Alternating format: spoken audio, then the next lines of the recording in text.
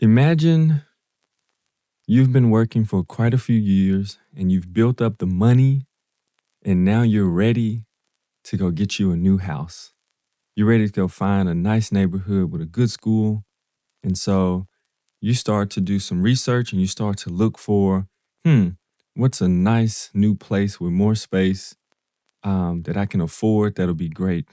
And so you find some great houses and some places, and you're like, man, this is really great.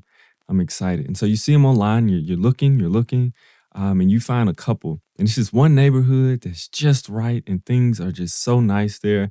And so you decide to let me drive there first before I call a realtor and do all these other things. I just want to kind of look at it and kind of get a feel for it. So you go there, you drive through the neighborhood, things are great. They're looking beautiful. They're exactly what you expected. The house looks pristine and beautiful, and the land and it's upkept and everything. You're just so excited about it. So from that point, you say, all right, my next step is, since I know what I want, let me go ahead and get pre-qualified. Let me go to the bank, because obviously, that's like part of the next step is getting pre-qualified to see how much will the bank loan me so that I can actually get the house that I really want to get.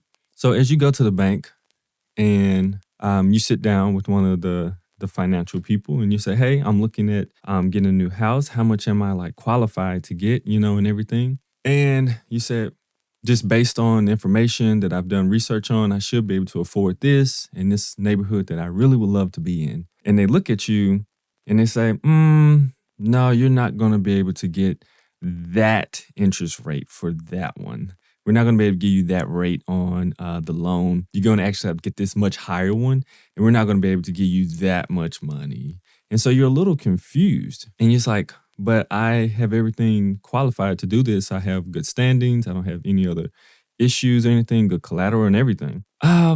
Based on your type of person who you are, we really don't loan money out like that to you at that rate. And you're not really able to live in that neighborhood.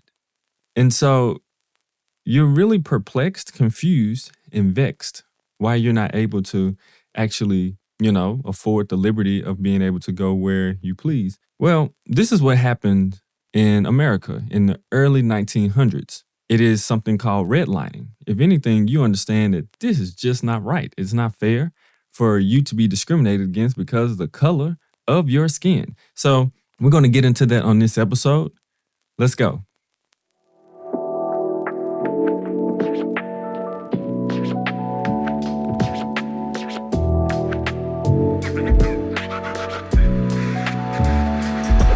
Welcome to Do It for the Gram, an Enneagram podcast with your host, certified Enneagram coach, Milton Stewart, where we do it for the Enneagram, not Instagram. We make moves to improve our lives and those in our community.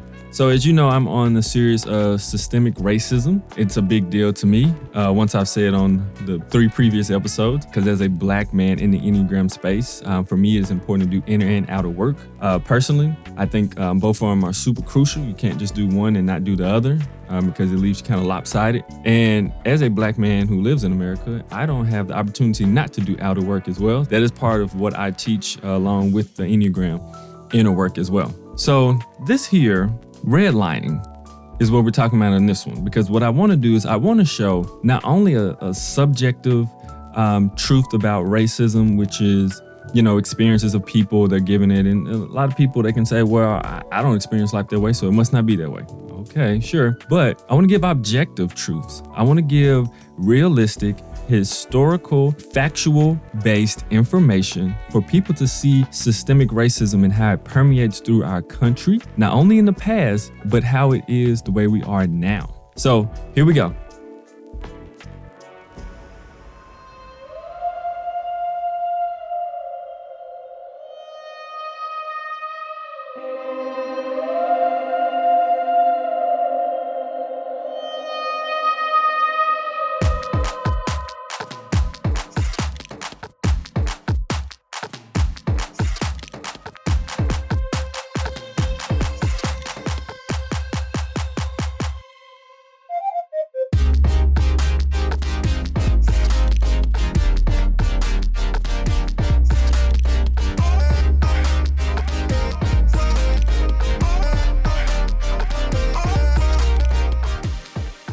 Redlining.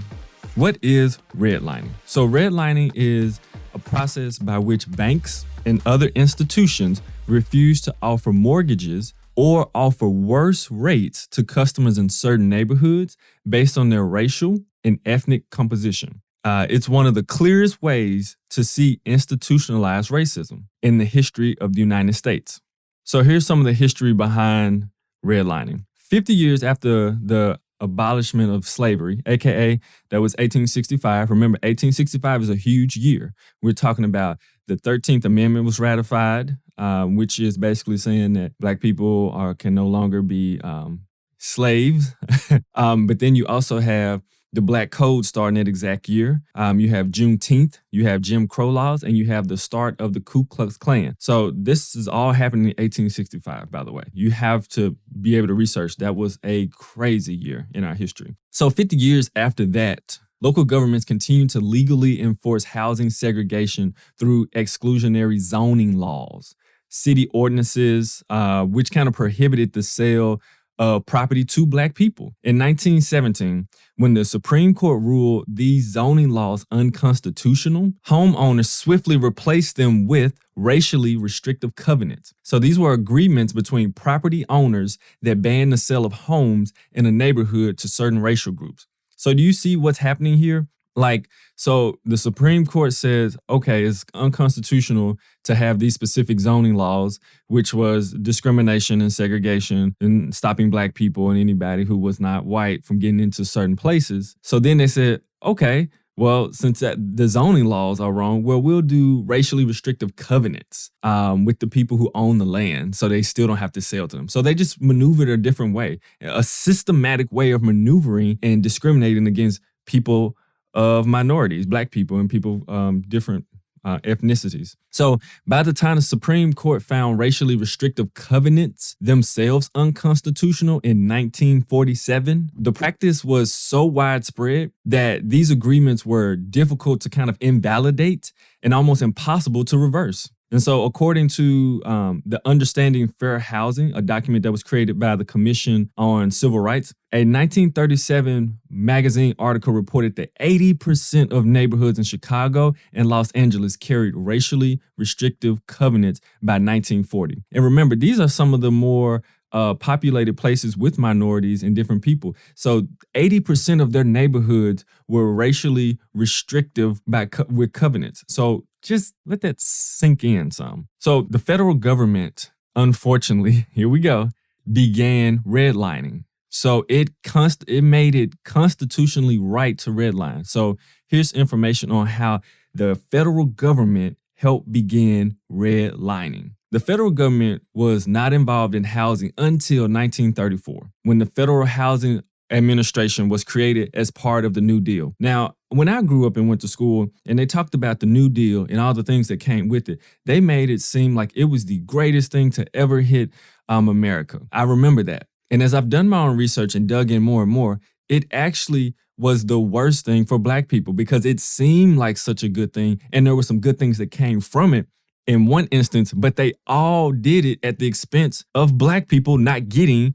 whatever the benefits of the New Deal actually were. That's the messed up part about it. All right.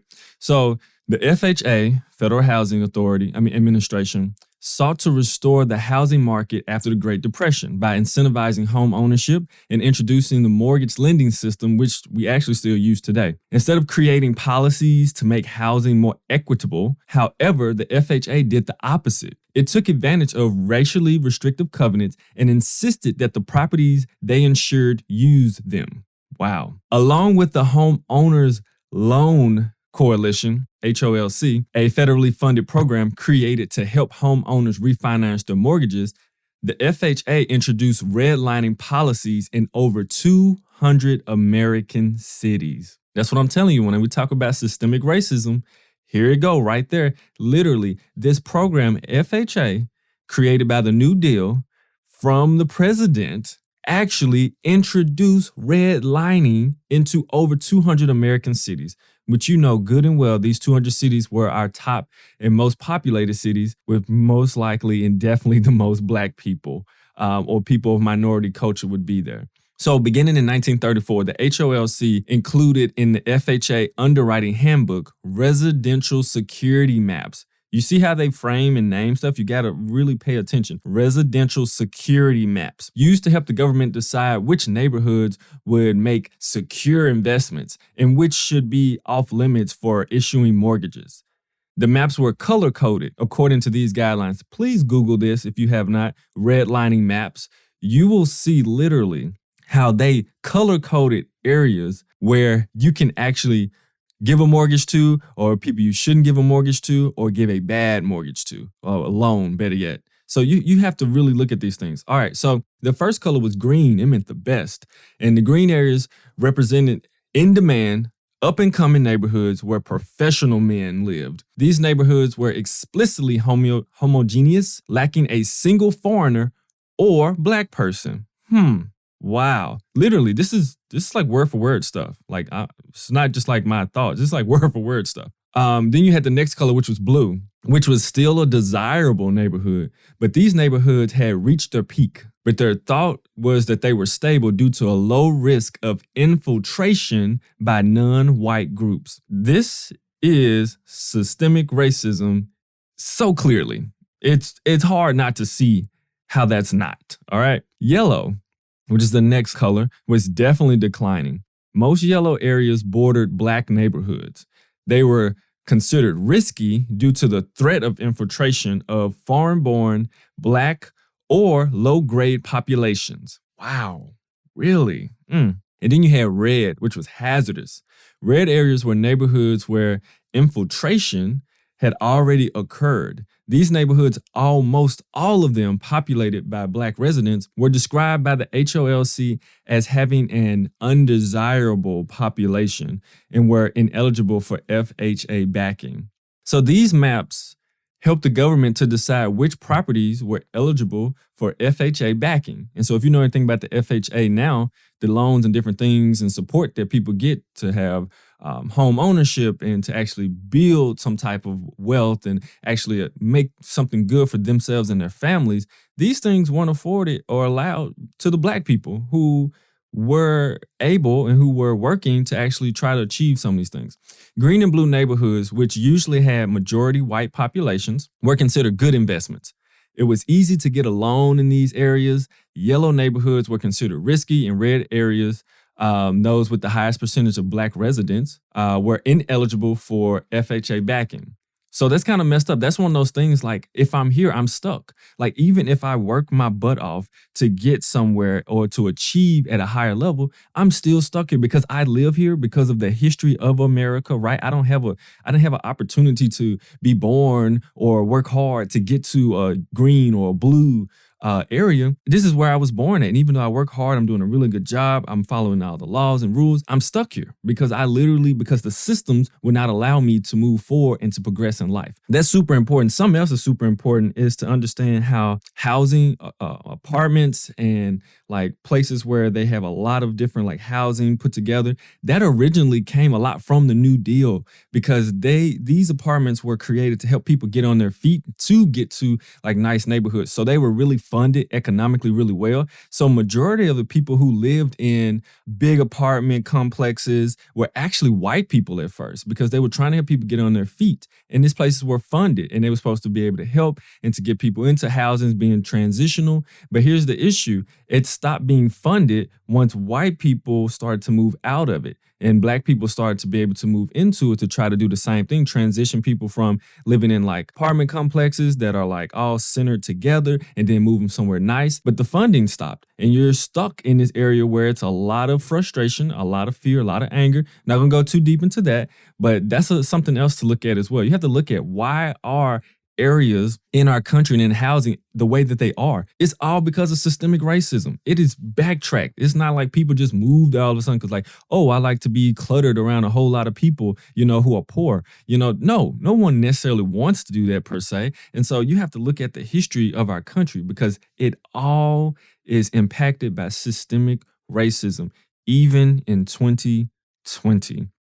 So, the end of redlining. The Fair Housing Act of 1968, which explicitly prohibited racial discrimination. 1968, y'all, it took them this many years. Remember, part of this started like 50 years after 1865. Not until 1968 and do we finally get the Housing Act to say, oh, racial discrimination is bad in housing. You can't do that. Wow, really? So it put an end to legally sanctioned redlining policies like those used by the FHA. However, like racially restrictive covenants, redlining policies were difficult to stamp out and have continued even into recent years. A 2008 paper about predatory lending, which is a kind of another way that they just did the same thing. For example, they found that denial rates for loans to Black people in Mississippi were way too disproportionate compared to the racial discriminancy in their credit score history. And so basically what they're saying is that someone who is Black was getting turned down for the same loan who a counterpart or equal person who was white with the exact same credit score actually did get approved for a loan. So that was a big issue. And please don't think it's just Mississippi. This is all around America, tons of places, unfortunately. And then there was an investigation by the U.S. Justice Department in the 2000s, like 2010 and on up, that found that Wells Fargo had used similar policies to restrict loans to certain racial groups. The investigation began after a New York Times article exposed the company's openly racial biased lending practices.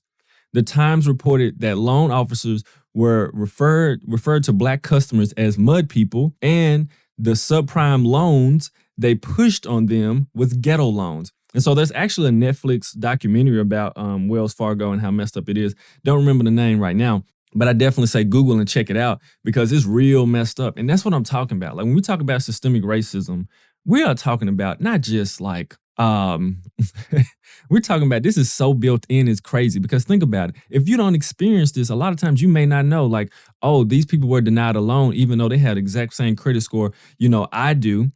Just because of the color of their skin. That's messed up. Really think about that. And it's still happening like to this day. Look at the neighborhoods. Look at all the things they are. Why are they those ways? Why is it so much a group of people who have the same skin color and not just different people, who are based in different parts of life and different decisions, the individuality, which I think people get stuck on in America, is that everything is based on individuality, which that is not true for Black people because of systemic racism. It doesn't allow for necessarily your great individuality to just help you make it through.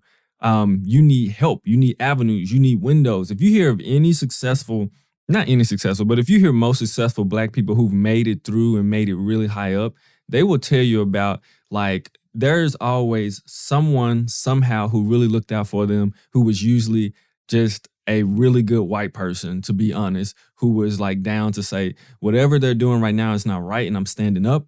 And so I want to make sure I allowed to help them because like, it's just not fair.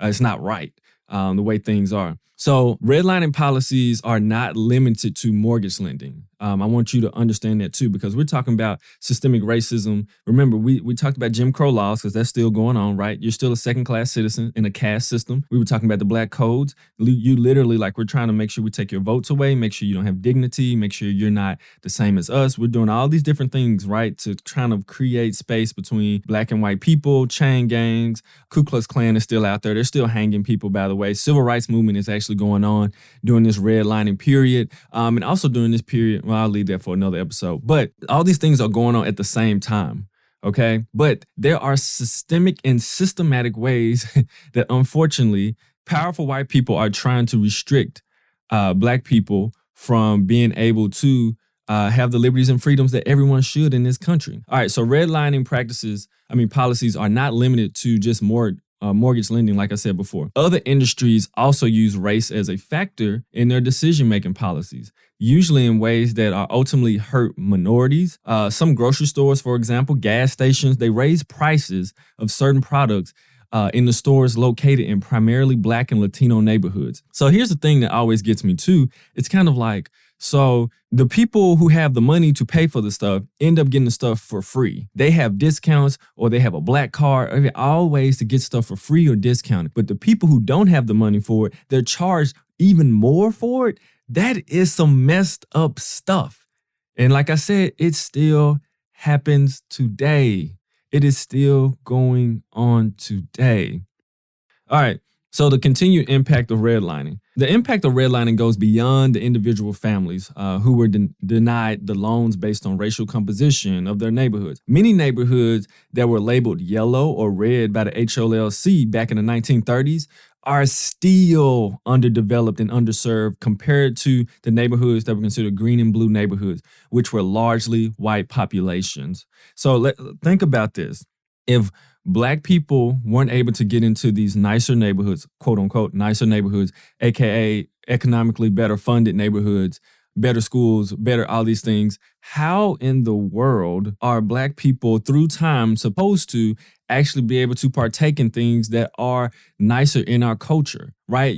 Someone has to sacrifice real hard to break through, to barely make it, to be that one Black family that gets looked at weird when they go to school, get looked at and get talked at in all kind of ways, or slick things are said to them, and have to endure that in order to maybe make it into this one place to feel like, oh, okay, I can finally move my family up and make it. But that's the issue. It's one out of many Black people who didn't have the opportunity necessarily to better themselves by partaking in some of the liberties and freedoms that America is offering. So that's what the struggle is for sure. So these areas, which were way back in the 1930s, yellow and red, in these same neighborhoods, there tends to be a lot of empty or lined with vacant buildings. They often lack basic services. They lack good banking. They lack good healthcare. And they have fewer job opportunities and transportation options. The government may have put an end to redlining policies that it created in the 1930s, but it has yet to offer adequate resources to help neighborhoods recover from the damage that these policies have caused and continue to inflict. So when you think about this is really deep. Like, this covers a multitude in such a large range of like some systemic racism, just not being able to live in a nicer place and get to a better place. Yo, this is just, it's facts. Google redlining and see what I mean. It's just pure facts, unfortunately. It is what it is, and we have to call it what it is, call it out, and then make sure that now we're moving forward and making sure that places like Wells Fargo and these different banks and different places are not continuing systematic racism. And so that's a part of like choosing where you bank differently. What is that bank doing in the community or not doing or doing wrong? We have to be more aware of these things. That's why I have to check on the places I bank. It's a lot of different things I've had to adjust because it's like these people don't support like communities in need and or are taking advantage of communities in need. And I'm not okay with that. I don't care what community in need that they're trying to take advantage of or get over on. It's not right, period. So I don't stand for it. I really want you to check the things that you pay for, the things that you have and you do, and make sure these places are like equitable, fair, trying to do right by the citizens and different people. Because if they're not, then don't give them your money, because that's basically you voting for them. When you give your money to these type of corporations and companies, you're basically voting for them. And sometimes it is a sacrifice because sometimes they have the best products out there. But I'd rather take that sacrifice than continue to perpetuate the same system that has us in this old messed up way in 2020, which we should not be focused on racial injustice in this year, in this country. Oh my goodness. But we are, because we have yet to address these systemic issues, systemic racism in our society. So that's all I have for this episode. Thank you so much for listening. Don't forget, it's a rough time. If you do need help, I am connected with BetterHelp, and they are able to give like counseling service and therapy services over the phone and over Zoom as well. And so if you're looking for that, I definitely have a link to that, a discount for that. Also, podcasting is not free. If you are a podcast that costs money. If you're a listener, it's free. If you'd like to support this podcast, you can go to patreon.com/do-it-for-the-gram. You can give from $1 up to however much you can to help keep this podcast going. I thank you so much. I've had quite a few patrons lately, and I'm just so appreciative of it. I'm trying to become better and better and give better and better content as well. I have a program coming up in January, which is the Kaizen Complete Enneagram program. I'm going to teach the Enneagram 12 weeks straight, 36 hours of live coaching for me. And it's also kind of, if you've ever done an online like MBA course, like master's degree. Basically what I'm doing is that I have a platform, Thinkific, that we're actually going to use while we're doing those 13 weeks. So there's work in between each session while I'm teaching. But the beautiful part about it is that you do it in community, and you're also doing something to help grow and transform yourself. So if you want to do that, check that out at kaizencareersacademy.thinkific.com. And it'll be in the show notes because I know that's a long URL. Besides that, if you are feeling some kind of way and your ego structure is about to flare up and about to make you do some things that are probably not best and beneficial for you and your community, take a deep breath, pause, and do it for the gram and make a better choice. And I'll see you on the next episode. Have a wonderful day, a wonderful week. Talk to you soon. Bye.